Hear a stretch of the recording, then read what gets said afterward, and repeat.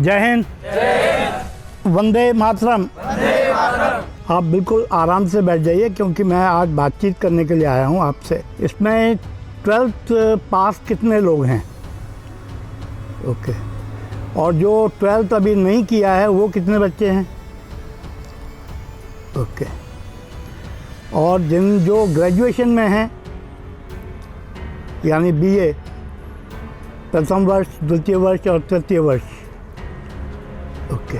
सर्वप्रथम तो मैं आपसे ये पूछना चाहता हूँ कि आप सभी सेनाओं में जाने के लिए तैयारी कर रहे हैं। सशस्त्र सेना क्या होती है और या उससे आप क्या समझते हो? कोई भी वॉलंटियर खड़े होकर बता सकते हैं, बैठ के बता सकता है। सर, आपको ये शब्द समझ में आता है कि भाई सशस्त्र सेना बोलने से क्या मतलब है? थल सेना, वायु सेना और जल सेना, इन तीनों को मिलाकर के भारतीय सशस्त्र सेनाएं बनती हैं। उसके लिए जो हम शब्द प्रयोग करते हैं वो भारतीय सशस्त्र सेनाएं या इंडियन आर्म फोर्सेस। उसके अंदर थल सेना, वायु सेना और जल सेना तीनों ही आ जाती हैं और तीनों के अंदर ही जो वैकेंसीज निकलती हैं खास तौर पे जीडी लेवल की, वो एक जैसी होती हैं। सेना के अंदर थल सेना में हम उसको जीडी सिपाही बोलते हैं, एयर फोर्स के अंदर एयर क्रू बोलते हैं और नेवी में उसको नेवल कैडेट बोलते हैं। बोलने का फ़र्क है बस। लेकिन इतना तो आपको ज़रूर मालूम होना चाहिए कि तीनों को मिलाकर के भारतीय सशस्त्र सेनाएं बनती हैं। ये बात समझ में आई कि नहीं? उसी तरीके से जब आप बोलते हैं सशस्त्र सेवा दल, जिसके अंदर BSF, CRPF, Assam rifle, Jammu Kashmir rifle, ये सब मिलकर के आपका सशस्त्र बल बनता है। तो ये दो शब्द ज़रूर दिमाग में रखना चाहिए जो लोग खास तौर पे सेनाओं के या केंद्रीय सशस्त्र बलों के लिए तैयारी कर रहे हैं। मेरे दांत नहीं है इसलिए थोड़ी सी हवा निकलती है तो शब्दों का समझ में नहीं आता है, तो ज़रूर दोबारा पूछ लीजिए मुझसे। आज हम बात करेंगे केवल थल सेना के ऊपर कि थल सेना क्या होती है। कौन बताएगा? आप सब जीडी सिपाही के लिए जाना चाहते हैं ना, तो थल सेना में ही जाओगे ना आप लोग। तो थल सेना से क्या मतलब होता है? जो पैदल सेना होती है जिसमें मुख्यतः इन्फेंट्री, पैदल चलने वाली सेना, वो मुख्य तौर पर होती है। लेकिन उसकी मदद के लिए और बहुत सारे दल उसके अंदर सम्मिलित होते हैं, तब वो जाकर के थल सेना बनती है। उसके अंदर और कौन कौन से दल हैं? जैसे आर्मर्ड कोर, टैंक, तोपखाना, आर्टिलरी, उनकी मेंटेनेंस के लिए ईएमई, इंजीनियर्स, सप्लाई कोर और छोटे छोटे और विभाग होते हैं जो कि उस पूरी थल सेना को आगे ले जाने के लिए मदद करती है। क्योंकि बिना जब तक एक समन्वय नहीं होगा थल सेना में, दूसरे दलों के साथ वो आगे नहीं बढ़ सकती है। लेकिन जब आप जीडी सिपाही बोलते हैं, इसका मतलब है इन्फेंट्री, पैदल सेना। और पैदल सेना में जाने के लिए और दूसरे सम्मिलित दलों में जाने के लिए कार्रवाई एक ही प्रकार की है, रैली। रैली में ही आपका सिलेक्शन होता है। उसके बाद आपकी क्वालिफिकेशन, आपकी योग्यता को ध्यान में रखते हुए, आपकी जो मार्कशीट है, नंबरों को ध्यान में रखते हुए, या आपकी कोई टेक्निकल क्वालिफिकेशन है, उनको ध्यान में रखते हुए विभिन्न सेवा दलों में आपको भेजा जाता है। किसी को ग्रेनेडियर्स मिल गई, किसी को राजपूत रेजिमेंट मिल गई, किसी को राजपूताना राइफल्स मिल गई। ये पैदल सेना है। लेकिन और दूसरी जो दल हैं जैसे आर्मर्ड कोर है, आर्टिलरी है, उनके लिए आपको थोड़ी सी टेक्निकल क्वालिफिकेशन की ज़रूरत पड़ती है। जैसे आपके पास अगर 12th में साइंस और मैथ्स रहा है तो आपको आर्टिलरी यानी तोपखाना भी मिल सकता है। रैली वही है, भर्ती वहीं से ही होगी। उनकी कभी कभी डायरेक्ट भर्ती भी होती है, लेकिन अधिकतर भर्तियों में से ही दूसरी विभिन्न दलों में भेजा जाता है। इन्फेंट्री के बाद सबसे ऊपर आता है आर्मर्ड कोर यानी तो ये टैंक। कितने भी प्रकार के टैंक हैं वो आर्मर्ड कोर के अंदर ही आते हैं।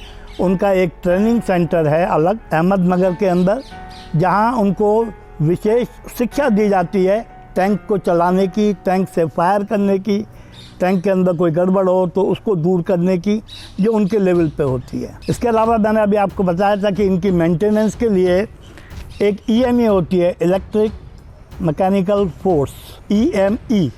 ये हमारी मेंटेनेंस सर्विस है।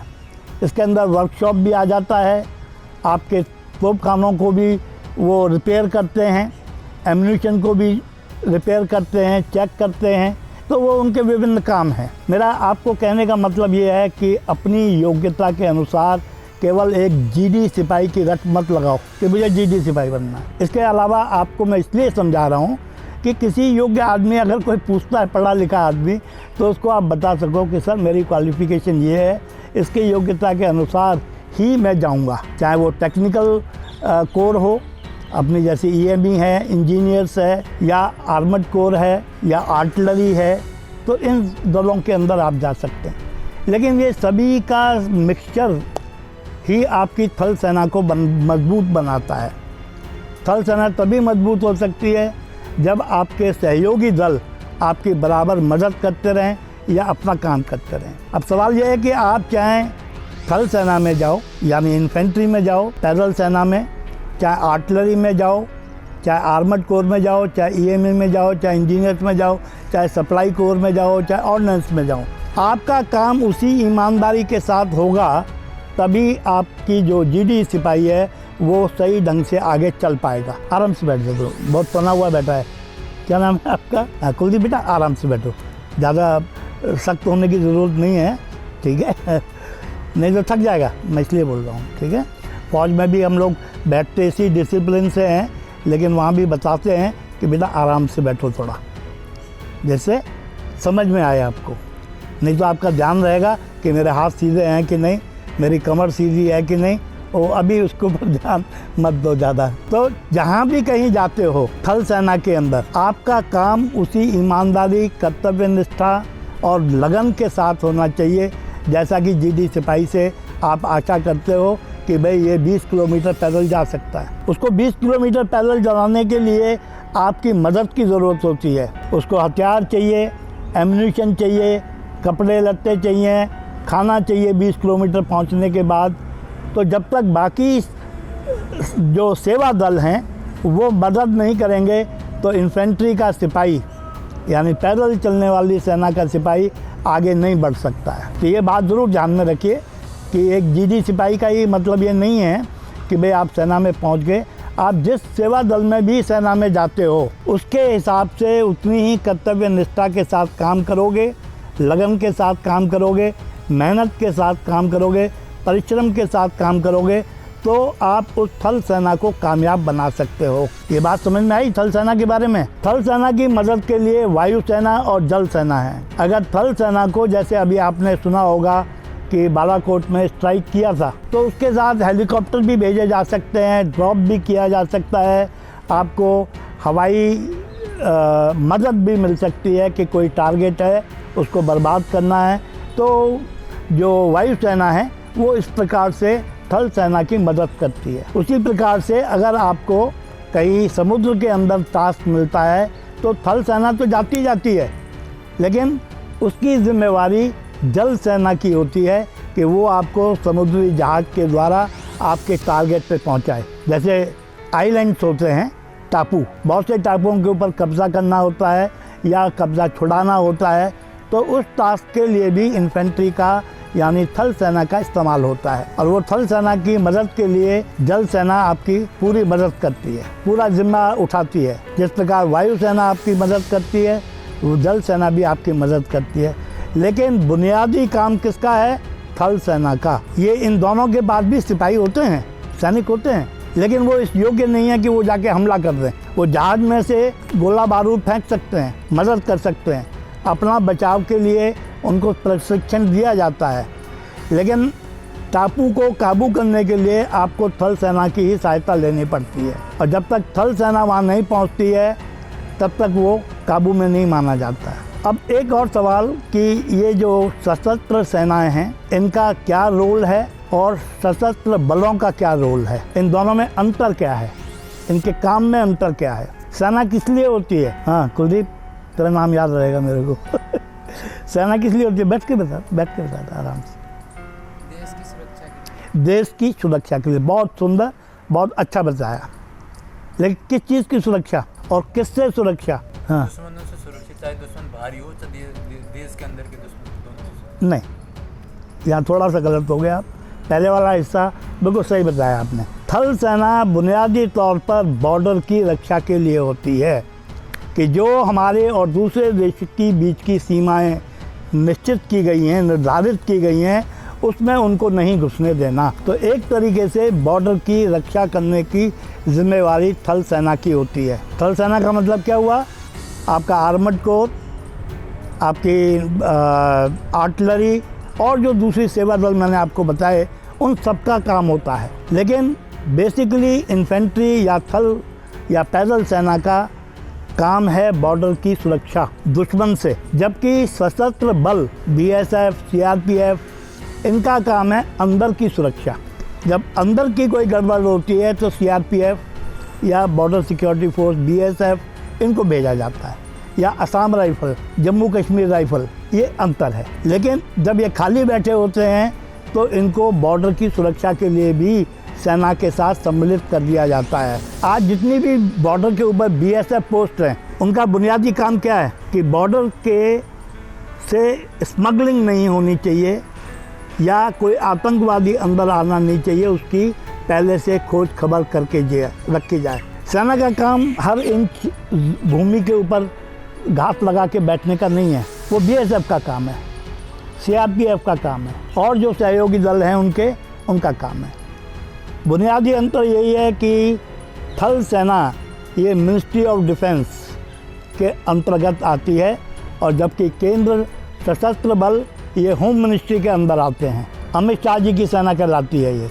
और हम लोग जो थल सेना या सशस्त्र सेना के जो दल हैं, ये किसके अंदर आते हैं?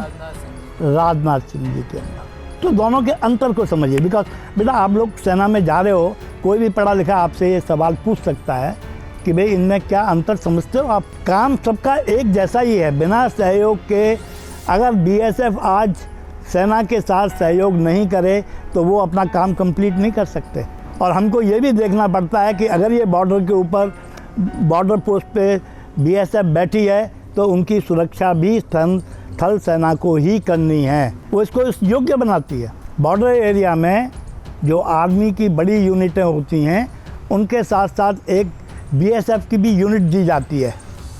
एक यूनिट का अर्थ समझते हैं आप? जब हम बोलते हैं एक टुकड़ी, कम से कम 1500 लोगों की टुकड़ी होती है वो, जिसके ऊपर उसका एक सीओ होता है, कमांडिंग ऑफिसर, कर्नल के रैंक का, लेफ्टिनेंट कर्नल या कर्नल, जो उस सेना को काबू में करता है या उसको संचालन करता है। तो इसी तरीके से बीएसएफ की भी एक यूनिट होती है जो आर्मी के साथ मिक्स की जाती है, और वो मिलजुल करके बॉर्डर की सुरक्षा करते हैं, अंदर से भी और बाहर से भी। बाहर की सुरक्षा का रोल भारतीय सेना के ऊपर है, अंदर की सुरक्षा का रोल कि वो जो बॉर्डर पे लोग बैठे हैं उन तक कोई घात लगा के ना पहुंच जाए, वो बीएसएफ का रोल हो जाता है, उसकी जिम्मेदारी है।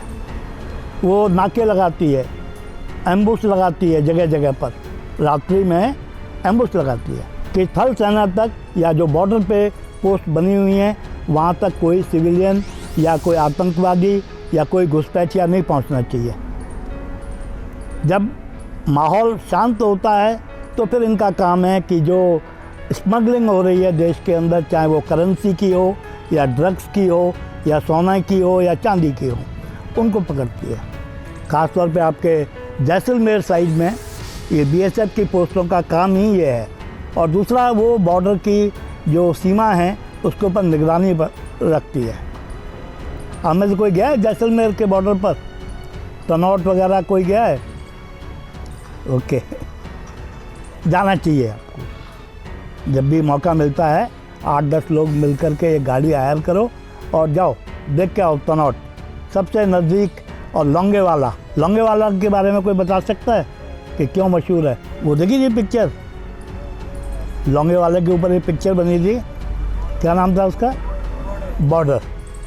देखनी चाहिए, अगर नहीं देखी है तो वो देखो, कम से कम आपको कुछ अंदाज़ा होगा कि कल डीडी सिपाही बन के आप कैसे काम करेंगे वहाँ पर, किस प्रकार का आपका काम होगा। सब दौड़ करके या शिक्षा ग्रहण करके आप रैली में पास हो जाओ, लेकिन आपको पता नहीं लगेगा कि आप क्या करने जा रहे हो। और जिस चीज़ के बारे में आपको यही नहीं पता कि आप करने क्या जा रहे हो, फिर उसके लिए इतनी मेहनत, इतनी कठिनाई झेलना क्या फ़ायदा है। कम से कम ये कोशिश तो होनी चाहिए कि भाई आपको ये जो बॉर्डर क्या होता है, बॉर्डर पे कैसे काम किया जाता है, जीडी सिपाही का क्या रोल होता है, वो क्या काम करता है, उसके बारे में थोड़ी बहुत खोज खबर ज़रूर रखनी चाहिए।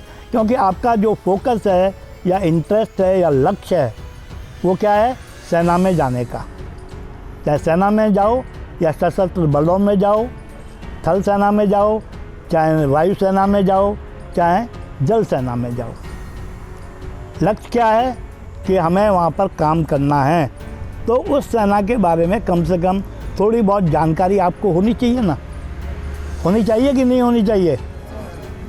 तो उसके लिए थोड़ा जो कम से कम 12th कर चुके हैं उनको बाहर बॉर्डर एरिया में एक बार घूम के ज़रूर आना चाहिए। कम से कम आपको पता लगे कि भाई बॉर्डर है क्या।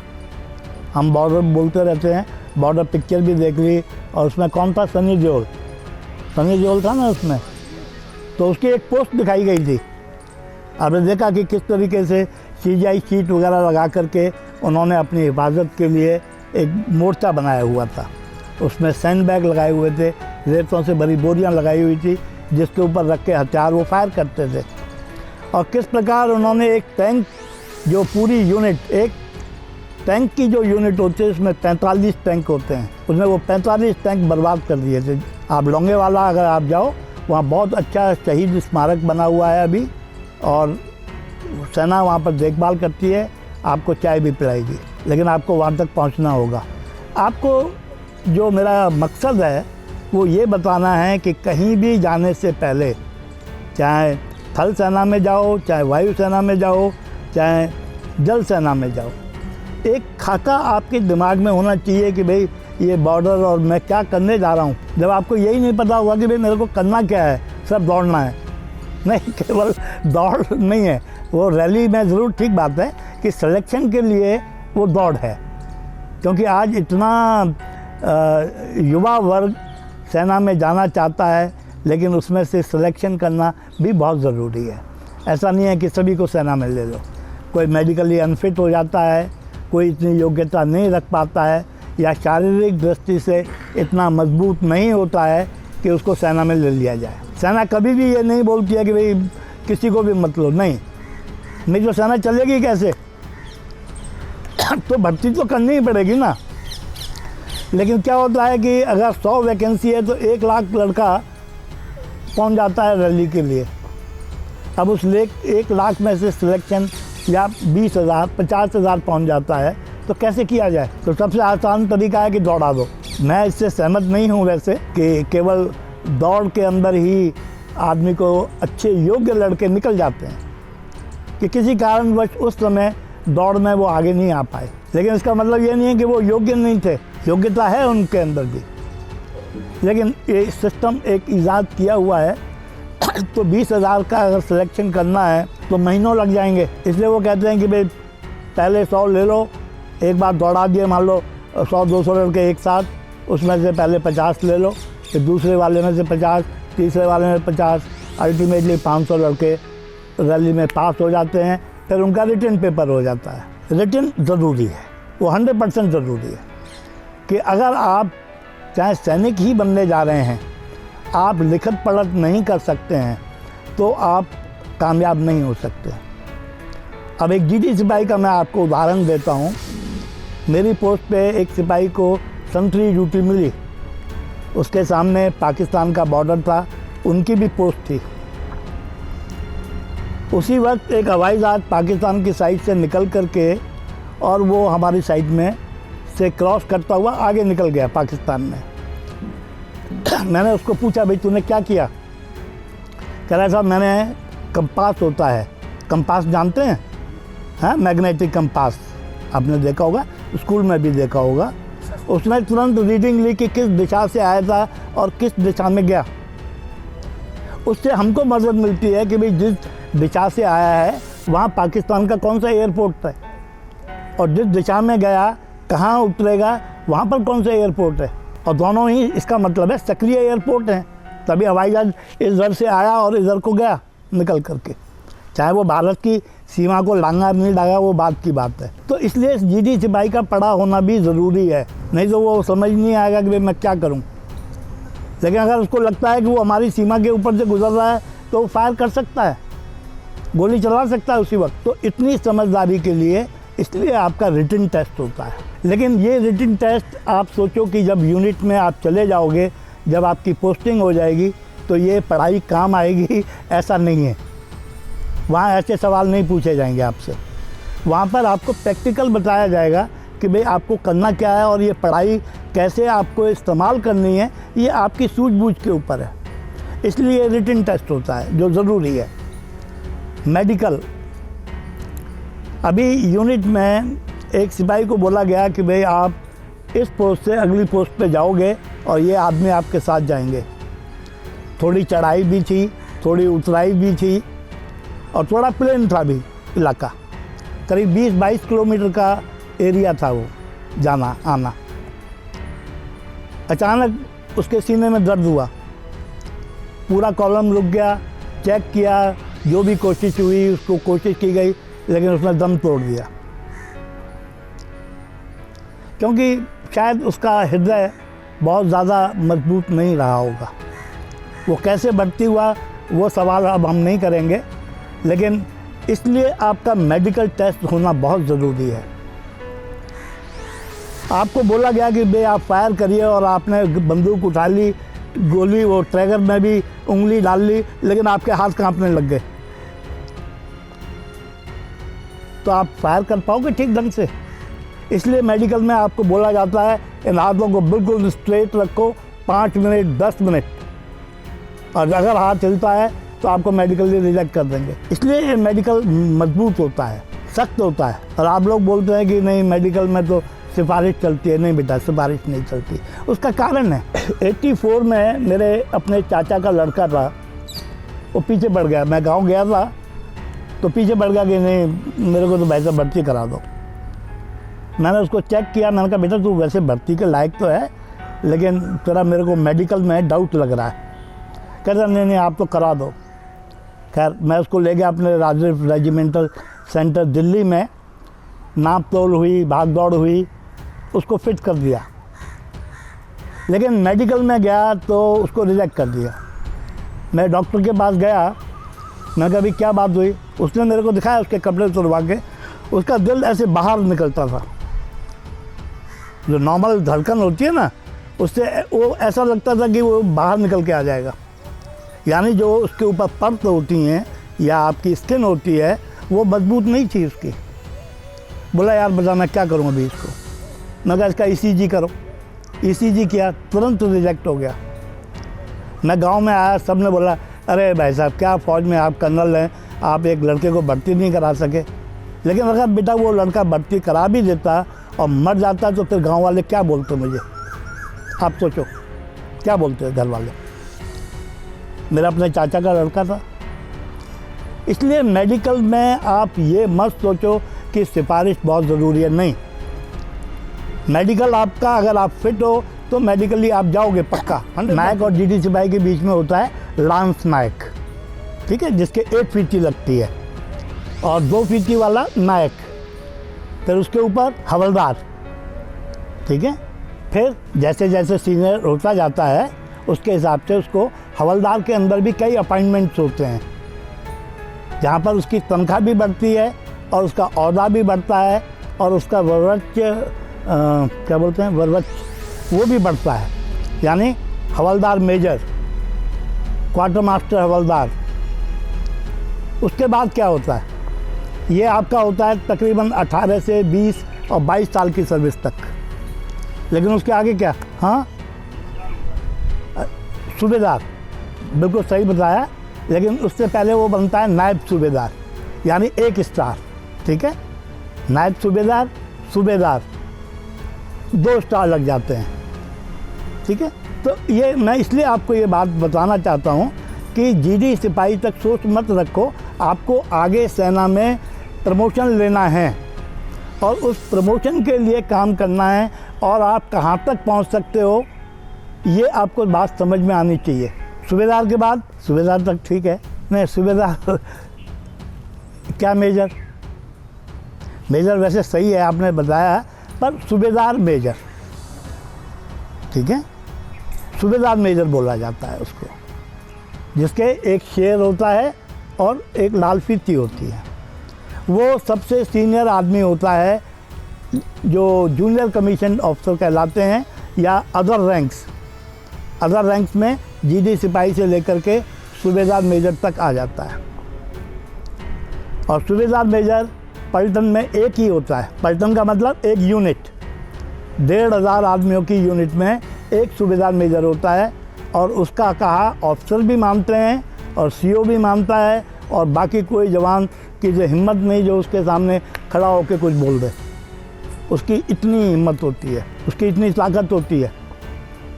कम से कम मिनिमम 30 साल की नौकरी उसकी हो जाती है, तब वो सूबेदार मेजर बनता है। सूबेदार मेजर के बाद क्या कोई बता सकता है? जो सूबेदार मेजर अच्छा काम करते हैं, 30 साल तो की उन्होंने, लेकिन 33 साल तक जो अच्छी निष्ठा के साथ, कर्तव्य के साथ, परिश्रम के साथ, सूझबूझ के साथ काम करते हैं, उनको हम लोग मतलब ऑफिसर, उनको रिकमेंड करता है ऑनरेरी रैंक के लिए। उनको ऑनरेरी लेफ्टिनेंट, ऑनरेरी कैप्टन तक का प्रमोशन मिलता है। इसकी जानकारी अब सब चीज़ तो याद नहीं रहेगी, लेकिन थोड़ी थोड़ी आपके दिमाग में आनी चाहिए कि अगर एक जीडी सिपाही का लक्ष्य है कि मेरे को सेना में जाना है, तो उसको कम से कम ऑनरेरी कैप्टन रिटायर होकर के आना चाहिए। 16 साल नौकरी की और छोड़ के आ गए, उसका कोई फ़ायदा नहीं है, क्योंकि जीडी सिपाही अगर आगे लांस नायक नहीं बनता है, नायक नहीं बनता है, तो वो 16 साल की नौकरी करके उसको वो घर भेज दिया जाएगा, चाहे वो कितना भी फिट हो। लेकिन 16 साल में आपको प्रमोशन के टेस्ट होते हैं, बहुत सारे प्रशिक्षण होते हैं जो जीडी सिपाही से लांस नायक बनाने के लिए। उस समय बोर्ड बैठता है और वो छांटता है कि ये इस योग्य हैं कि नहीं। उनका टेस्ट होता है, रिटन टेस्ट भी होता है, प्रैक्टिकल टेस्ट भी होता है, ड्रिल भी होती है, रनिंग भी होती है, लेकिन सब चीज़ों का टेस्ट होता है। लेकिन जब तक वो इतना मजबूत सिपाही बन जाता है कि वो उन टेस्टों को बड़े आसानी से पार कर लेता है। लेकिन मेरे जैसा कोई नालायक है जो 16 साल की सर्विस में वापस लौट के आ जाता है, और बहाना क्या देते हैं कि सर घर पे माँ बीमार है या भैंस का बच्चा नहीं हुआ इसलिए वापस आ गया। ऐसे होता ना। तो देखा होगा तुम्हारे गांव में होंगे लड़के, वो गांव में आके क्या करते हैं, वो बाप दादाओं की एक दुनाली होती है, एक नली की बंदूक, वो लेके सारे दिन गांव में चक्कर काटते रहते हैं। ऐसा नहीं कि वो शिकार के शौकीन हैं, नहीं, बस टाइम पास करना है। तो ऐसी नौकरी करने के लिए मत जाओ। आपका लक्ष्य होना चाहिए कि भाई मेरे को कम से कम ऑनरेरी कैप्टन तो रिटायर होना ही है।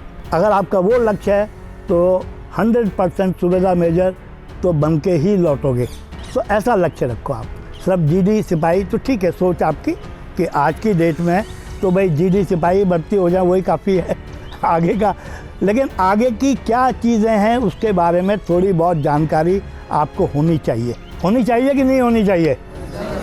आप पिक्चर देखने जाते हो, पहले पता करते हो कि हीरो कौन है, हीरोइन कौन है, क्या कहानी है, विलियन कौन है, क्या मार धाड़ है, रोमांस है, क्या है, सब चीज़ पता करके तब जाके हॉल में ₹1.25 $1.5 या कितना, आजकल तो बहुत ज़्यादा हो गया। मेरे टाइम में जब मैं कॉलेज में था ना तो ₹1.25 की टिकट आती थी पिक्चर की। हम भी देखते थे, ऐसा नहीं है कि आप कोई गलत काम कर रहे हो। हमने भी देखी है पिक्चर, कॉलेज से भाग करके भी देखी है और वैसे भी देखी है हमने। लेकिन जानकारी ज़रूर चाहिए, इसलिए मैं आपसे ये बार बार निवेदन कर रहा हूँ कि जीडी सिपाही तक सीमित मत रहिए। उसके आगे क्या क्या होगा, कैसे कैसे होगा, उसके बारे में ज़रूर जानिए। अभी तक जो मैंने आपको बताया है, किसी का कोई सवाल है तो आराम से पूछ सकता है बिना बेझिझक, क्योंकि बेटा जब तक आप पूछोगे नहीं आपको समझ कैसे आएगी। हाँ पूछिए। ओके, जो साइंस से बीएससी क्वालिफाइड हैं उनके लिए एक ओपनिंग है नर्सिंग असिस्टेंट NA, ठीक है। उसी तरीके से जीडी सिपाही के साथ साथ एक एसकेटी का भी वैकेंसी निकलती है स्टोर कीपर की। उसी तरीके से एएमसी में नर्सिंग असिस्टेंट की वैकेंसी निकलती है। बाकी स्केल उसी तरीके से है, लेकिन क्वालिफ़िकेशन के हिसाब से इनको थोड़ा ज़्यादा पैसा मिलता है। जो हमारे नायक को मिलेगा पैसा थल सेना में या जीडी सिपाही के बाद नायक बनने के बाद, उससे थोड़ा सा अलाउंस इनको अलग मिलता है नर्सिंग असिस्टेंट के लिए। लेकिन दौड़ तो नर्सिंग असिस्टेंट को भी लागू है, उसमें कोई माफ़ी नहीं है, ठीक है। लेकिन आपका प्रशिक्षण आम थल सेना के सैनिक के बरखलाफ हॉस्पिटल में होगा। वहाँ आपको ट्रेनिंग दी जाएगी, आपके विषय संबंधित जो आपकी बायोलॉजी है उसके बारे में आपको पढ़ाया जाएगा। उसके बाद ही फिर आपको आगे प्रमोशन मिल सकता है। लेकिन नर्सिंग असिस्टेंट की वैकेंसी अलग से निकलती हैं, उसमें आप अप्लाई करिए। अगर आपने बीएससी किया है साइंस सब्जेक्ट से तो ज़रूर अप्लाई करिए। लेकिन ये सब उस पर ऑनलाइन है आजकल, तो आप ऑनलाइन गूगल पे देखिए। अभी इतना डिटेल में तो मेरे को नहीं ध्यान में कि भाई वैकेंसी अब जैसे बता रहे हैं भाई साहब कि वैकेंसी निकल रही हैं, निकली हैं इनकी। आप गूगल पे देखिए, सर्च करके नर्सिंग असिस्टेंट रिक्रूटमेंट इतना ही टाइप करिए तो आपको पूरा मिल जाएगा। क्योंकि हर एक चीज़ का मेरे को इतना डिटेल नहीं याद नहीं है, लेकिन बहुत बढ़िया है जिनको, इसीलिए मैंने आपको क्वालिफ़िकेशन पूछा था कि जो बीएससी हैं या ग्रेजुएशन है उनके लिए और बहुत सारी योग्यताएं हैं, अपॉर्चुनिटी हैं, मौके हैं। जैसे आप डायरेक्ट एजुकेशन हवलदार जिन्होंने ग्रेजुएशन किया है या एमए किया है, आप डायरेक्ट हवलदार रैंक के लिए एजुकेशन कोर में जा सकते हैं। उसकी भी उसी प्रकार वैकेंसी निकलती है जैसे नर्सिंग असिस्टेंट की निकलती है। जीडी सिपाही और एसकेटी की रैली एक ही होती है और उसकी वैकेंसी भी एक ही होती है। लेकिन अगर आपकी योग्यता है तो एसकेटी आप समझते हैं, स्टोर कीपर, ठीक है, उसको स्पेशल आपका वहाँ टेस्ट एक और होता है, कंप्यूटर पे आपको एंट्री करना आना चाहिए। कंप्यूटर टेस्ट होता है आपका एसकेटी के लिए। लेकिन भाग दौड़ वो सेम रैली से ही निकलती है। लेकिन वहाँ पर दिया जाता है कि आपने एसकेटी के लिए अप्लाई किया था या जीडी सिपाही के लिए अप्लाई किया था। उसी तरीके से नर्सिंग असिस्टेंट के लिए अप्लाई किया है, एजुकेशन हवलदार के लिए अप्लाई किया है, या किसी और जो लड़के लॉ कर चुके हैं उनके लिए भी सेना के अंदर मौका है कि वो जैक ब्रांच, जो हमारी सेना की कानून ब्रांच होती है, उसमें अप्लाई कर सकते हैं।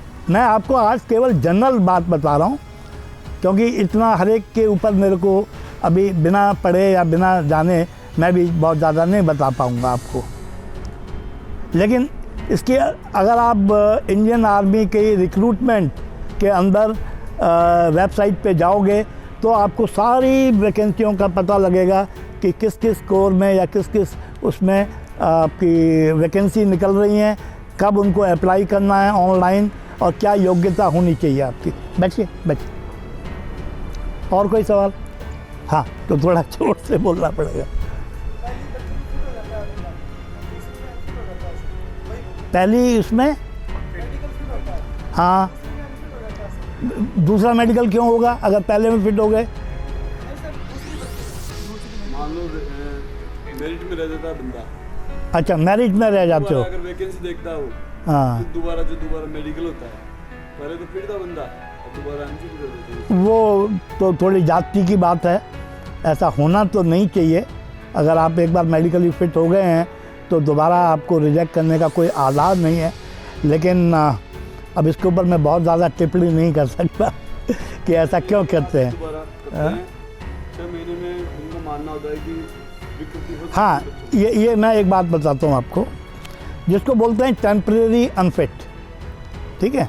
टेम्परेरी अनफिट में 6 महीने के बाद आप दोबारा बोर्ड के सामने जा सकते हैं और मेडिकल करवा सकते हैं। आप उसका प्रोसीजर है, आपको रिटन में देना पड़ता है कि मैंने अपना इलाज सिविल में कराया है और इस समय मैं अपने आप को बिल्कुल फिट महसूस करता हूँ, इसलिए मैं निवेदन करता हूँ कि मेरा मेडिकल बोर्ड दोबारा कराया जाए, तो वो दोबारा कराएंगे। वैसे नॉर्मली मैं भी एक बात बता दूँ आपको, जब मैं ऑफिसर बनने के लिए गया था तो उस समय क्या था कि ठंड की वजह से मुझे ब्रोंकाइटिस हो गया था। ब्रोंकाइटिस मीन्स नमूनिया, छोटा नमूनिया, तो बहुत खांसी उठती थी।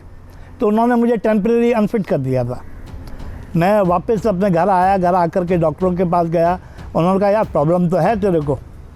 तो उन्होंने मेरा इलाज किया और करीब 2-3 हफ्ते के बाद उन्होंने सर्टिफिकेट दिया कि अभी आप बिल्कुल फिट हो। मैंने तुरंत मेडिकल बोर्ड के लिए अप्लाई किया, मेरा दोबारा मेडिकल बोर्ड हुआ और मैं फ़िट होकर के आ गया। तो ऐसी विकृति हो सकती है, वो मौसमी हो सकती है या किसी और कारण से हो सकती है। तो उसका प्रोसीजर बहुत सुंदर प्रोसीजर है। आप दोबारा मेडिकल बोर्ड के लिए अप्लाई करिए, आपको तुरंत मौका मिलेगा उसके लिए। ठीक।